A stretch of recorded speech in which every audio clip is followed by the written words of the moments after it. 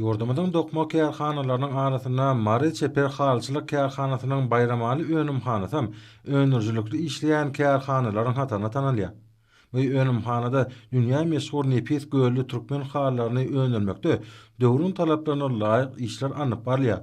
Bu ýerde dehme çeken ezber ille halçylar ýokary hili, durly reňkdäki, durly ölçekdäki hallary we sowgatlyk üçin niýetlenen hal önümleriniň durly görnüşlerini önürip, halkymyzyň bu önümlere bolan üsen islegini kanagatlandyrmakda tutan ýerli dehme çekýärler. Şeýle bolansoň önümhanada ustad halçy gen gyýlaryň 10 marmanyň gudratyndan kemali gelýän nipis hallar halkymyzyň uly islegine eýe bolýar. Hormat prezidentimiň dokma önümleriniň hil derejetini ýokarlandyrmak barada diýen aradalaryny ruhlanyp zähmet çeken bu kärhananyň ustad halçylary Pekim Paýhaz ummany magtym bolan puragy diýilip atlandyrylan şu ýylymyzda da bu inşa senediň döwrebap durly görnüşlerini dokap önümhananyň önümçiligini hasa giňerdiler. Elçeper halçy gen gyýlaryň çekýän asyrly zähmetiniň netijesinde şu günlerim önümhanada bellenen iş taşryklary üstünlikle berja edilýär.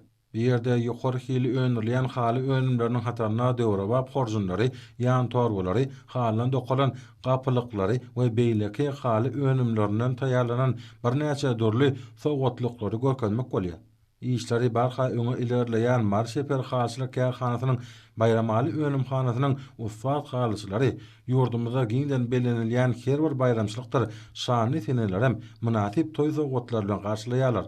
Türkmen maşgalasynyň döwletli ojaklaryň törüni bezeýän, ülkemiziň gözel tebigatyndan gör kalan her bir çitemi we odan göli ajaýyp eser ýadyma salýan hallary synanyňda ustad halçylaryň irginsiz zähmet çekip öz işlerini ihlasly çemeleşýänliklerini aýdym göz ýetirýärsiň. Şeýle ajaýyp sungaty öderediýän ezer illi ustad halçy denanlar ýurdumyzyň dokma senagaty pudugyny döwrebap ösürmekde, ony dünýä ýymaqda taýsy tagallar edýän türkmen halkynyň milli lideri Gahraman Akadamyda we hormat prezidentimiz Arkadaly Gahraman Serdanymyza alkyş sözlerini aýdýarlar.